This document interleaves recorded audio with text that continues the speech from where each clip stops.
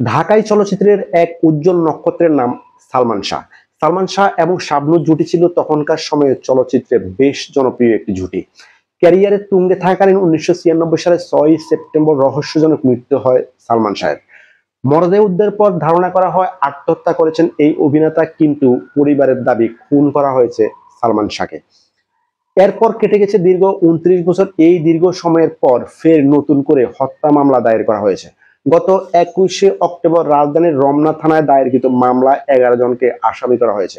এর মধ্যে রয়েছেন সালমান শাহের সাবেক স্ত্রী সামিরা হক, ব্যবসায়ী আজিজ মোহাম্মদ ভাই, লতিফা হক লুসি এবং চলচ্চিত্রের খলনায়ক ডন সহ আরো কয়েকজন।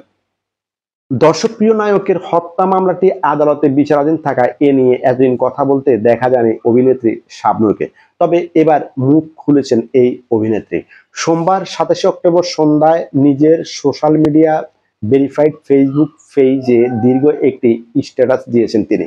সেখানে সালমান শাহের সঙ্গে নিজের নাম জড়িয়ে মিথ্যা ভিত্তিহীন তথ্যের নিন্দা জানিয়েছেন এই অভিনেত্রী। শাবনূর লিখেছেন, 29 বছর আগে কিংবদন্তি নায়ক সালমান শাহর মৃত্যুর ঘটনায় আদালতের নির্দেশে 21 অক্টোবর রমনা থানায় একটি হত্যা মামলা দায়ের করা হয়েছে। বিদেশে অবস্থানকালীন আমি সংবাদ মাধ্যমের খবরে এ বিষয়ে অবহিত হয়েছে। তিনি লিখেছেন, অনেকেই এই বিষয়ে আমার মন্তব্য জানতে চাইছেন, তবে যেহেতু বিষয়টি বর্তমানে আদালতের বিচারাধীন তাই শুরুতে এ নিয়ে কথা বলতে চাইনি। কিন্তু দুঃখজনকভাবে লক্ষ্য করছি কিছু ব্যক্তি অসৎ উদ্দেশ্যে সালমান শাহ সংক্রান্ত এই মামলার সঙ্গে আমার নাম জড়িয়ে বিভ্রান্তিকর তথ্য ও ভ্রান্ত প্রচার ছড়াচ্ছেন।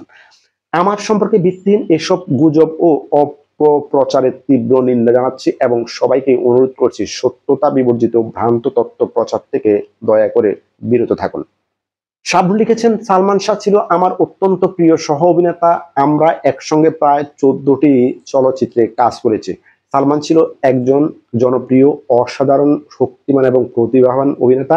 নিঃসন্দেহে বলতে পারি তার সঙ্গে কাজ করে আমার চলচ্চিত্র ক্যারিয়ার বিকশিত ও উজ্জ্বল হয়ে উঠেছে। তিনি বলেন, সালমান শাহের অকাল মৃত্যুতে আমি ব্যক্তিগতভাবে গভীরভাবে ক্ষতিগ্রস্ত হয়েছিলাম। আমাদের জুটির সাফল্য একসময় অনেকের ঈর্ষার কারণ হয়ে দাঁড়িয়েছিল। তার মৃত্যুর পর কেউ কেউ হয়তোবা নিজেদের বাঁচাতে উদ্দেশ্যমূলকভাবে আমার সঙ্গে সালমানের সম্পর্ক নিয়ে নানা গুঞ্জন ও বিভ্রান্তি ছড়িয়ে থাকতে পারে। আমাদের নিয়ে অনেক জল ঘোলা হয়েছে, যা আমাকে মানসিকভাবে ভীষণভাবে আঘাত করেছে। তবে আজও আমি স্পষ্ট করে বলতে চাই, সালমান শাহ কিভাবে মারা গেছে তা আমি সত্যিই জানি না। আমি শুধু তার মৃত্যুর সঠিক তদন্ত ও ন্যায় বিচার প্রত্যাশা করি। যেই দোষী হোক না কেন তাকে যেন আইনের আওতায় এনে যথাযথ শাস্তি দেয়া হয়, এটাই আমার একান্ত দাবি ও প্রত্যাশা। দর্শক, জনপ্রিয় এই তারকা কি আত্মহত্যা করেছিলেন নাকি তার মৃত্যুর পিছনে কারো দায় আছে?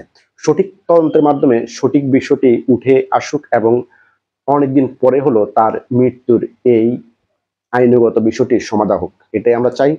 সবাই ভালো থাকবেন আর চ্যানেলটি সাবস্ক্রাইব করে পাশে থাকবেন। আল্লাহ হাফিজ।